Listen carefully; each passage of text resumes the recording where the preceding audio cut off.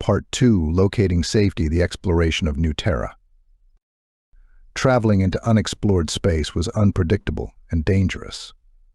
As they sailed farther into the unknown, the crew of Freedom's Dawn, a mix of humans and their newfound extraterrestrial allies, worked nonstop to maintain and repair the ship. Thalia's medical knowledge and the Tarkins' mechanical prowess were crucial during these difficult times.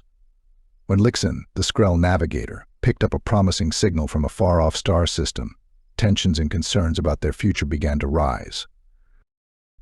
When they arrived, they found a world that was almost too good to be accurate.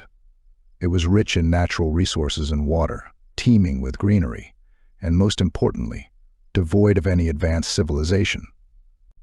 They gave it the name New Terra. Early investigations verified that the planet was habitable and abundant in the materials needed to establish a new civilization. Everyone agreed that they would move to New Terra. In the early days of New Terra, there was much enthusiasm and formidable obstacles. The first job was to set up a base, which would serve as both a command center and a haven from the planet's more hostile elements. With the help of prefabricated modular units from Freedom's Dawn, the humans and their allies built the foundations of what they thought would grow into a prosperous colony. Jara oversaw the infrastructure's construction, communication networks, water purification systems, and power generators using cutting-edge technology recovered from the Vorlix. The Tarkins, with their strength, did the heavy lifting in the construction, and the Skrell, with their expertise in hydroponics, took care of the agricultural settings and began producing food. The colony's cultural fabric developed with its physical structure, fusing many earthly cultures with alien customs to produce a vibrant tapestry of communal life. Markets appeared, offering commodities from both the human and alien worlds, and Milo founded a school dedicated to teaching and conserving their varied cultural heritages. After the colony's fundamental necessities were met, attention turned to governance. It was obvious that New Terra needed new leadership that reflected the diversity of its people. Following a protracted and contentious debate, it was decided to assemble a council of members from every species and colony sector. As the council's first president, Milo assumed the role of mediator. His first assignment was to write New Terra's charter, which would have established equality, freedom, and cooperation as the colony's guiding principles. This new administration was responsible for the colony's administrative operations and plans for its long-term security and prosperity. Thalia's extensive knowledge of Vorlix technology and humans led to her being named head of scientific research. Her duties included bringing Vorlix technology into compliance for human use and ensuring New Terra maintained its technological might and defensive capabilities. The people living in New Terra experienced a newfound sense of purpose and hope as the community developed into a bustling society.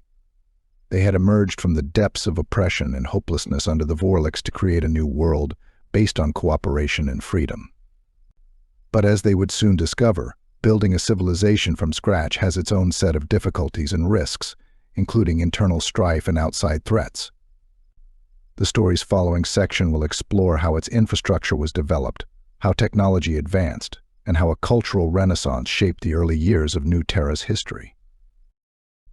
As New Terra started to transform from a colony into a prosperous settlement, building a solid infrastructure became increasingly critical.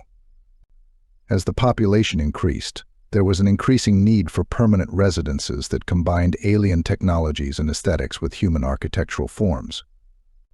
The energy-efficient designs of the dwellings, which use solar and geothermal energy, are evidence of the colony's dedication to sustainability. A key concern was agriculture. With their knowledge of aquaponics and hydroponics, the Skrell created farms that produced larger yields with less land and water usage. In addition to providing a consistent food supply, these farms developed into hubs for agricultural research, experimenting with native New Terran and earthly crops. Industrial growth was also significant. Factories were built to transform the planet's abundant resources into building and manufacturing materials. Jara was responsible for setting up these facilities and ensuring tight safety and environmental regulations were followed. The factories were hubs for invention and manufacturing, continually enhancing their procedures and products. Thalia's department was the center of technological innovation in New Terra. Her team put much effort into understanding and modifying Vorlix technology for human use through reverse engineering. One of their major successes was the creation of an energy shield based on Vorlix's defense mechanisms. This shield would shield New Terra from possible attacks and environmental dangers. Another significant development area was communication technology. Thalia's team increased the speed and security of their data transfer systems by using the Vorlix communication devices. This technology made it possible to communicate with other galaxy civilizations and communicate smoothly within the colony. The clearest example of New Terra's multifarious origins was how it integrated various cultures.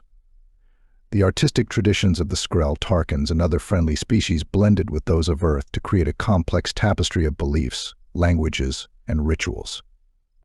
Festivals were a prime example of this blending when customs from the outside world were combined with human festivals to create a sense of shared identity and community.